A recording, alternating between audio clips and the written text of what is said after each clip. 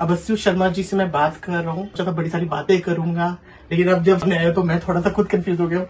Sir, सबसे पहले मैं चाहता हूँ कि आप जनता को बताएं कि what this exam is about. सबसे पहले ये JKPSC कंडक्ट करवाती है the combined competitive examination which is the Jammu and Kashmir CCE examination.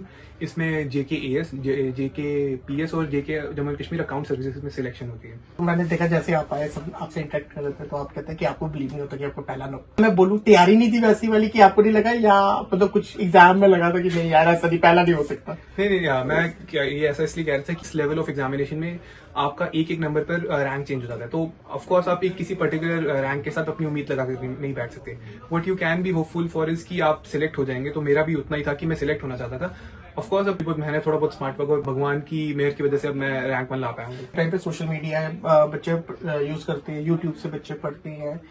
ऐसा कौन सी तैयारी थी जो अलग थी as compare to your generation? क्योंकि आपकी जनरेशन में मैंने देखता हूँ किताबें भी आज के टाइम पे ऑनलाइन अवेलेबल है। बड़े सारे बोलते हैं जी हम डिजिटल नहीं देखते। मुझे लगता है यार डिजिटल कैसे नहीं देखते हो अगर आपकी सारी बुक्स ही वैसे अवेलेबल है? जी मैं बोलूंगा कि इस एग्जाम में आजकल थोड़ा बहुत ट्रांजिशन आ रहा है कि लोग पेपर से ऑनलाइन की तरफ ज्यादा ट्रांजिशन कर रहे हैं, बट मैं बोलूंगा कि I tried it the old way कि आपका, क्योंकि आपको एग्जाम फिजिकली एंड में लिखना है, तो it is better you write on the paper than on the tab.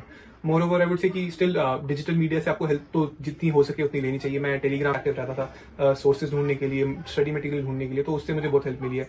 AI का भी मैंने ठीक ठाक यूज करा है एक्चुअली में कि आंसर्स की वैल्यूएशन, बेटर आंसर्स कैसे आप कर सकते हो, तो उसमें AI का बहुत अच्छा यूज। सालों से लोग तैयारी करते हैं, ये साथ में डिसिप्लिन भी रहता है, लक नहीं रहता। बड़े सारे लोग हार रहते, कोई PhD कर रहा होता है नहीं निकल पाता, PhD भी कंप्लीट हो जाती है बट उसका PSC हो जाए, CCC हो जाए, UPSC हो जाए, ये क्लियर नहीं होते हैं। तो उनको क्या मैसेज देना चाहिए आप? मैं ये उन सबको यही कहना चाहूंगा कि ऑफकोर्स फेलियर्स और उतार चढ़ाव are part and parcel of this preparation. तो आई वुड से कि इस प्रिपरेशन को करने के लिए आपको आर या पार वाली मेंटेलिटी चाहिए कि अगर आपको एक साल में ही करना है तो आपको उस लेवल का एफर्ट देना पड़ेगा, आपको उस लेवल की डेडिकेशन शो करनी पड़ेगी, आपको उस लेवल का त्याग करना पड़ेगा। तो मैं बोलूंगा कि एक दो बार करने से नहीं हो रहा तो नेक्स्ट टाइम आई वुड से और जोशो खरोश से आप इस पेपर को अटेम्प्ट कीजिए, तो आप कर लेंगे इसे।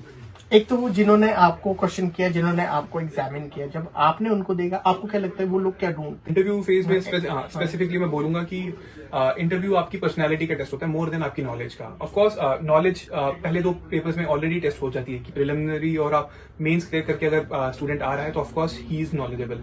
तो फाइनल स्टेज पे इंटरव्यू में स्पेसिफिकली आपका पर्सनालिटी, आपका कॉन्फिडेंस, आपका केडेंस और आप कैसे आप खुद को प्रेजेंट करते हैं सामने लोगों के, वो बहुत मैटर करता है। तो अगर कोई मैसेज जो हमारी जनता आपको देखती है वो देना चाहिए, क्या देंगे?